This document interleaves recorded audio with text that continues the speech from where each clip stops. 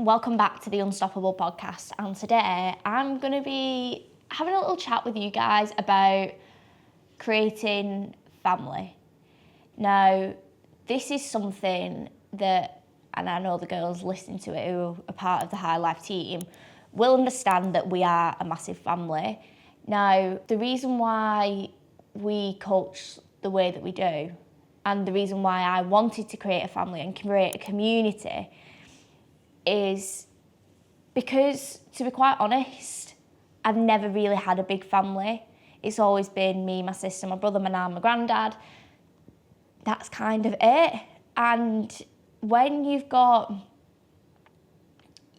people around, and when you've got a small family, it's great. Like, it's brilliant because you are all there genuinely for each other until the very end. But then also at the same time, it's like, this is quite depressing, but like when people do start passing away or people move, distance becomes created. For example, me moving away, me moving to Manchester from Wigan, and then distance created in terms of like just distancing yourself from people who aren't always supportive of your goals. That not being the people who I mentioned, someone else in the family who I don't longer speak to. And with saying that, creating family in a community is so important. I've been very, very lucky. The fact that obviously Cal, my partner, and his family genuinely took me in and treated me like I was own. And I cannot believe, I can't express enough how grateful I am of that. And that just reiterated even more to me, like, creating a family is super, super important. Like, having them connections with people, being supported, being able to speak to about things like little things, like, oh, I've done this today, or big things like to get potentially like a milestone within your life, or celebrating that is so important, because I'm not being funny, if you don't have that, you're a robot. Like, what are you doing? But also as well, having that family connection around you to support you, to big you up, to give you your all into something as well is so like, and I've said this multiple times now, but it's so important, because it's what's going to push you past your limits. And that's why with our team, the girls on the team, they're like sisters. Like, they are genuinely like sisters. They are constantly pushing each other. They're constantly bigging each other up. They're constantly sharing their own wins, but then supporting others. And if they're not at that level yet, or someone's not at that level, they are genuinely choosing to push to that level. And it comes back to that thing of like, choosing your circle is so important. And it's like, yes, we may not be blood related, and like, circles to me are family. Like, I refer to it as family. And having these families of different people who support you in different ways, different goals, different aspects of your life, it's a need. It's not a want, it's a need. You need that. Because if you don't have them circles of support, or being able to share certain goals with certain people who get it, because some people don't get it. Like, some people won't get your goals. Some people think you're absolutely off your rocker by setting a big goal, or not understand it fully and kind of brush it off to the side. And when you're going after something that's quite big and quite scary, you have to have that understanding of what you are doing. And I have been there in that position before, where I've been laughed at because I've set a goal and it's been like, oh, well, you're not going to get that. Like, you're dreaming too big. I remember my ex-boyfriend's family, it's related to fashion. She was like, you're never going to get anywhere with that. And I think that's why I actually stuck it out for so long, because I was like, well, I'm going to prove you. I'm going to prove to you that I can do something with it.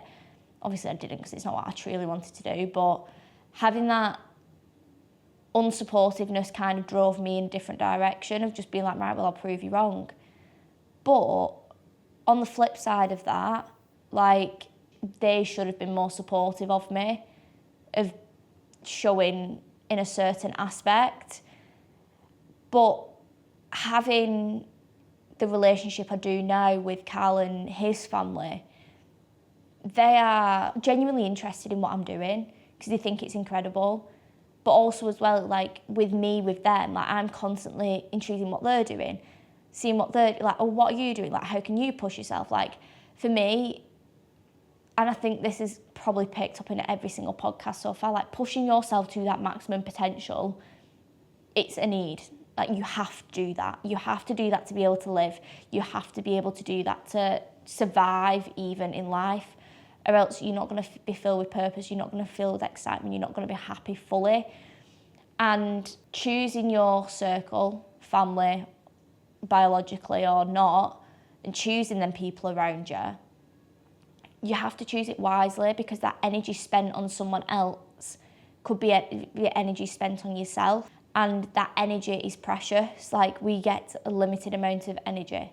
Like, you're not constantly going to be energized. Like, you have to put it into the right people, the right places, and make sure you are doing what you need to do.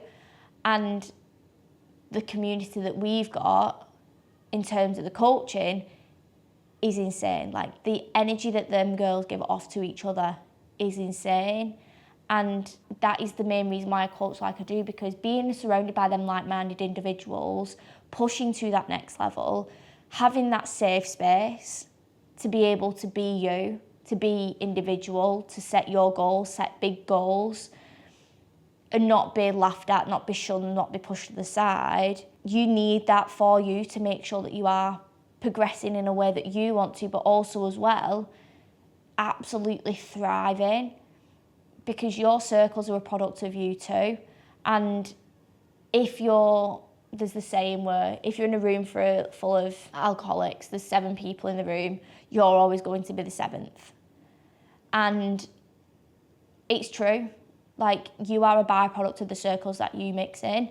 And if you're not liking the circles that you are around at the minute, easier said than done sometimes, but change it. It's hard at the start, like mentally it's hard, like, cause you're always going to have that fear of being on your own, losing people, not being accepted, and then little niggling thoughts will come in. But if you're truly, truly not happy, then change it. You have the freedom. No one's got a gun to your head. You've got a freedom to change it, and you have to change it for yourself to enable you to move forward and make sure that you are being that best version of yourself and truly aligning with you and your own values. And once that's done, you've got your circles tied, you've got your plan in place to get to where you want to be, you've got the support network, you are genuinely unstoppable. And that's what this podcast is all about. And sometimes, yes, you have to have them hard conversations. You have to have them tough, not so nice distances, but it has to happen. And cutting some people off sometimes is actually quite healthy for you. And that's okay. And not everyone is meant to be in your life forever. You outgrow people, you change, they change. And that's fine. And I'm going to leave that there today, because I want to leave you a bit of food for thought just to think about with that. If you've enjoyed this podcast episode, make sure you like and subscribe, and also follow for more.